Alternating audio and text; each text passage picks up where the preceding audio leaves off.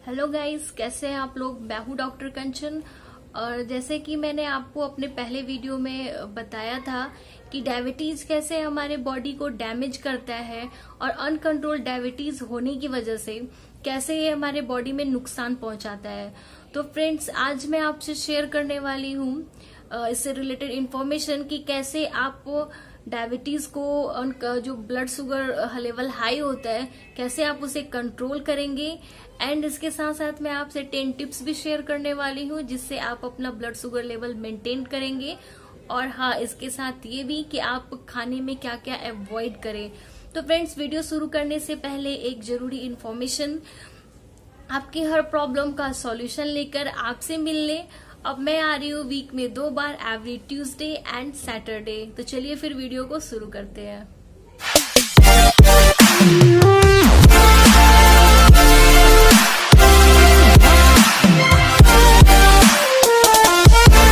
तो फ्रेंड्स, जैसे मैंने आपको अपने पहले वीडियो में समझाया था कि हाई ब्लड शुगर कैसे होता है, जब हमारे बॉडी में जो ब्लड होता है उसमें ग्लूकोज का लेवल ज्यादा हाई हो जाता है और वो हमारे बॉडी के जो ऑर्गन्स होते हैं उन्हें शुगर अच्छे से सप्लाई नहीं करता है, तो उस वक्त हमारे बॉडी में ब्लड शुगर लेवल हाई हो जाता है। तो चलिए फ्रेंड्स, फिर जानते हैं कि वो 10 टिप्स, वो 10 तरीके क्या हैं जिससे आप डायबिटीज से होने वाले प्रॉब्लम से अपने बॉडी को बचा सके। तो पहला है हमारा regular exercise. Yes, regular exercise. आप सभी को पता ही होगा कि एक्सरसाइज किसी भी बीमारी से बचने के लिए कितना हेल्पफुल होता है। तो चलिए मैं आपको इसके बेनिफिट्स बता दूं, वरना आपको आलस तो जरूर आएगी एक्सरसाइज करने में। तो फ्रेंड्स, जब आप रेगुलर एक्सरसाइज करते हो तो इससे आपका वेट लॉस होता है। जब वेट लॉस होगा तो इंसुलिन सेंसिटिविटी जो होती है वो इंक्रीज कर जाती है। ये इंसुलिन सेंसिटिविटी जो होता है वो डायबिटिक पेशेंट में इंक्रीज करना बहुत ही जरूरी होता है। जैसे कि आप सभी को पता ही होगा कि डायबिटिक पेशेंट जो होते हैं उनमें इंसुलिन रेजिस्टेंट जैसी प्रॉब्लम होती है। तो अगर इंसुलिन सेंसिटिविटी इंक्रीज नहीं करेगा तो बहुत सारी प्रॉब्लम्स आती है। और मैं आपको समझाती हूँ कि इंसुलिन सेंसिटिविटी क्या होता है। मीन्स ये कि जो हमारे बॉडी में सेल्स होते हैं वो शुगर को अच्छे से एनर्जी के फॉर्म में यूज कर पाते हैं। ये बहुत ही जरूरी है कि जो हमारे बॉडी में जो सेल्स हैं जो उन्हें शुगर मिल रहा है वो उसे एनर्जी के फॉर्म में यूज करें। जैसे कि हमारे जो मसल्स है उसमें कॉन्ट्रैक्शन आता है एक्सरसाइज करने की वजह से। तो जो मसल्स में जब कॉन्ट्रैक्शन होती है तो ब्लड में जो शुगर होता है उसे वो एनर्जी के फॉर्म में यूज करता है, तो जिससे ब्लड में ग्लूकोज का लेवल मेंटेन हो जाता है। ये बहुत ही जरूरी है कि डायबिटिक पेशेंट में ब्लड का ग्लूकोज मेंटेन रहे। जैसे कि मैंने आपको पिछले वीडियो में समझाया था कि अगर जो नर्व्स है जो उसमें अगर ब्लड में ग्लूकोज का लेवल हाई हो जाता है तो उसमें ब्लॉकेज हो जाती है, इन्फ्लेमेशन हो जाती है। तो ये बहुत ही जरूरी है कि इस चीज को मेंटेन रखा जाए, इसलिए आप एक्सरसाइज रेगुलर करें। सेकंड है हमारा कंट्रोल योर कार्ब इनटेक, यानी कि कार्ब्स मीन्स कार्बोहाइड्रेट। जब हम लोग कार्बोहाइड्रेट्स खाते हैं, अपने डाइट में इंक्लूड करते हैं, तो हमारा बॉडी क्या करता है कि पहले जो हम लोग कार्बोहाइड्रेट खाते हैं उसे ग्लूकोज में ब्रेक डाउन करता है, ग्लूकोज यानी कि शुगर में।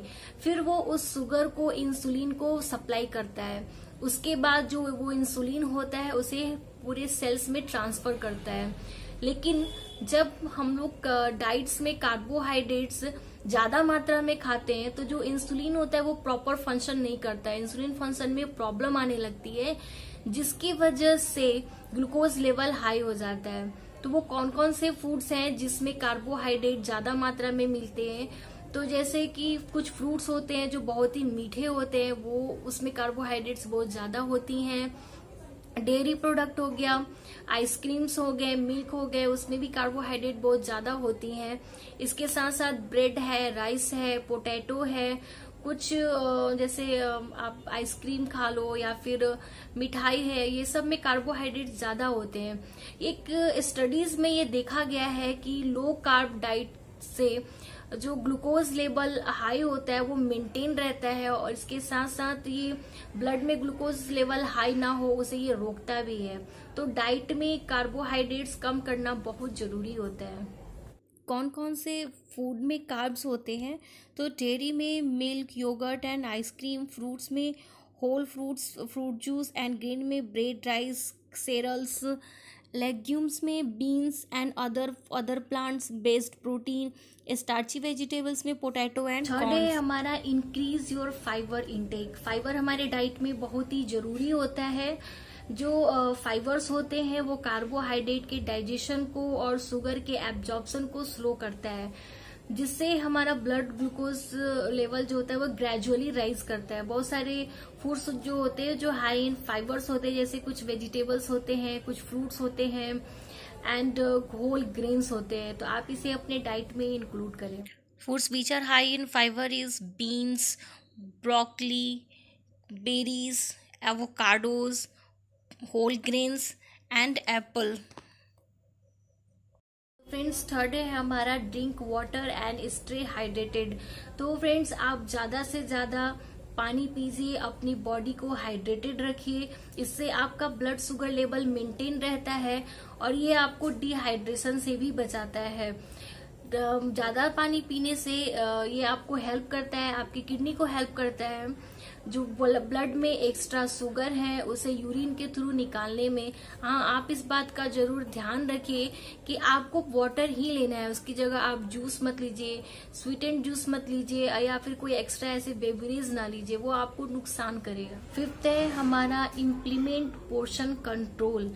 अगर आप ब्लड ग्लूकोज लेवल मेंटेन रखना चाहते हैं तो आप पोर्शन कंट्रोल जरूर करिए, क्योंकि पोर्शन कंट्रोल करने से जो डाइट, अगर हम डाइट में पोर्शन कंट्रोल करेंगे तो जो कैलोरीज है हमारे डाइट में वो मेंटेन रहेगा। अगर कैलोरी मेंटेन रहेगा तो वेट लॉस रहेगा, आपका वेट भी मेंटेन रहेगा, इंक्रीज नहीं करेगा। अगर वेट लॉस होता है और आपका वेट मेंटेन रहता है तो इससे आपका ग्लूकोज भी मेंटेन रहेगा, वो भी इंक्रीज नहीं करेगा।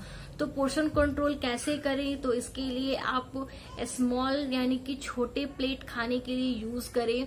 उसके बाद आप रेस्टोरेंट से खाना नहीं खाएं, खाना आपको स्लोली खाना है, धीरे धीरे खाना है और चबा कर खाना है।